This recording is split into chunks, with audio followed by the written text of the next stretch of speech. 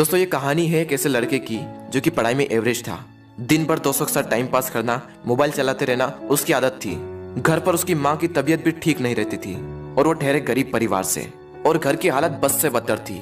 यानी अगर कोई मेहमान आ भी जाए तो उसके बैठाने तक की जगह वहां नहीं होती थी। एक बार उसका दोस्त उसे बुलाने के लिए आया कि चल कहीं चलते हैं। तो वो दोस्त पहली बार उसके घर पर आया था तो घर की हालत को देखकर दंग रह गया। तो उसने पूछा, क्या तू यहाँ पर रहता है? बोले हाँ मैं यहाँ पर रहता हूँ। क्या ये तेरा घर है? बोला हाँ ये मेरा घर है भाई। बोला तू ऐसे हालातों में रहता है? वो बोला हाँ मैं ऐसे हालातों में ही रहता हूँ। क्यों, क्या हुआ? थोड़ी देर तक तो उसका दोस्त चुप बैठा रहा, लेकिन फिर वो बोला वाह वाह मेरे दोस्त वाह, तेरी घर की हालत बस से बदतर है।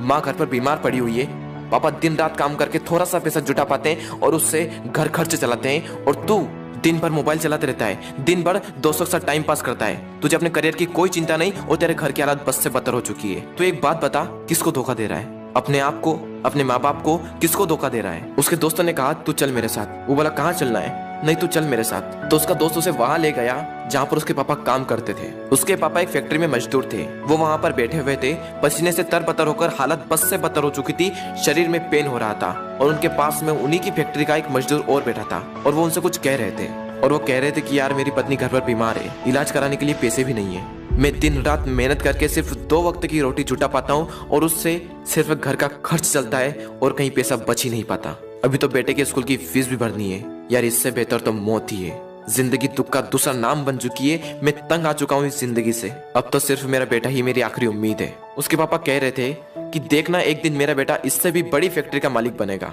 वो लड़का और उसका दोस्त दोनों उस चीज को देख रहे थे और पूरे गौर से सुन रहे थे। तभी उसके दोस्त ने कहा, देख देख कैसे जीते हैं तेरे पापा तेरे से कितनी उम्मीद लगाए बैठे हैं, देख जरा एक बार। लेकिन क्या तुझे लगता है कि इस तरह से तो उनकी उम्मीदों पर खरा उतर पाएगा?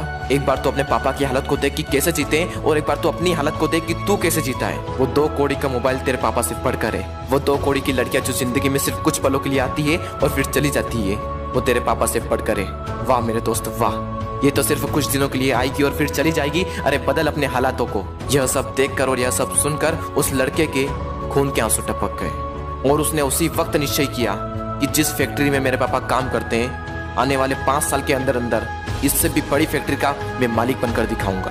और उसके अंदर से चीख उठी थी कि मुझे कंपनी का मालिक बनना है, एक बहुत बड़ी कंपनी का मालिक बनना है, नौकर नहीं बनना है। और जैसे ही उसके अंदर से ये चीख निकली, वो दिन के लगातार 10-10 घंटे पढ़ने लगा। उसके दिमाग में सिर्फ एक ही लक्ष्य कि बहुत बड़ी कंपनी का मुझे मालिक बनना है। और उसके लिए मुझे क्या करना होगा?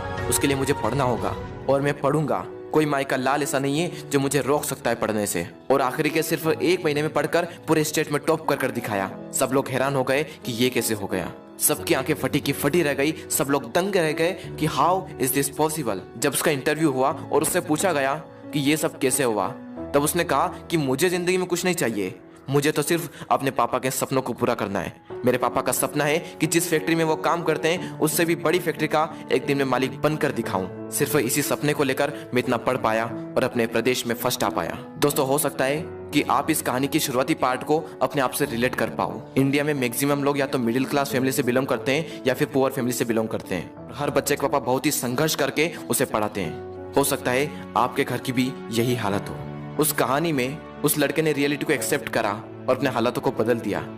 लेकिन क्या आप रियलिटी को एक्सेप्ट करते हो? क्या आप अपने सच को देख पाते हो, अपने हालातों को देख पाते हो, अपने आप को देख पाते हो कि आप क्या कर रहे हो और आपको क्या करना चाहिए? वो लड़का तो बहुत बड़ी कंपनी का मालिक भी बन गया, लेकिन क्या गारंटी है कि आप भी अपने पापा के सपनों को सच कर पाओ? क्या गारंटी है कि आप भी अपने हालातों को बदल पाओ? गारंटी है मेरे दोस्त, गारंटी है जब आपके अंदर से एक चीख उठकर आए, आपके अंदर से एक आवाज उठकर आए कि मुझे पढ़ना है, और सिर्फ इसलिए पढ़ना है कि मैं अपने हालातों को बदल पाऊं।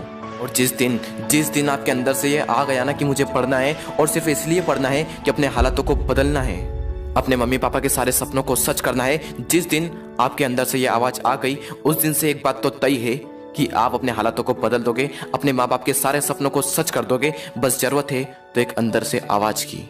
दोस्तों बहाने बनाने से कुछ नहीं होगा। बहाने तो हर कोई बनाता है, हर वो इंसान बनाता है जो कायर होता है। मेरा मन नहीं लगता, मुझे आलस आ रहे हैं, मुझे मैथ्स टफ लगता है, मुझे साइंस टफ लगता है, मुझे ये टफ लगता है, मुझे वो टफ लगता है। कुछ भी टफ नहीं है। जाकर पूछो स्टॉपर से कि तुझे क्या टफ लगता है, तो हमेशा हमें सिर्फ एक ही चीज सुनने को मिलती है कि पढ़ने वाले के लिए कुछ भी टफ नहीं है। और दोस्तों जिंदगी का भी यही वसूल है, करने वाला कुछ भी कर जाएगा, और जो ना करने वाला है ना, वो छोटी सी मुसीबत आने पर रुक जाएगा। बहाने बनाने में उसका कोई रिकॉर्ड नहीं, उसे दिन भर आलस आते रहेंगे, उसके अंदर की एनर्जी बाहर उठ ही नहीं पाएगी।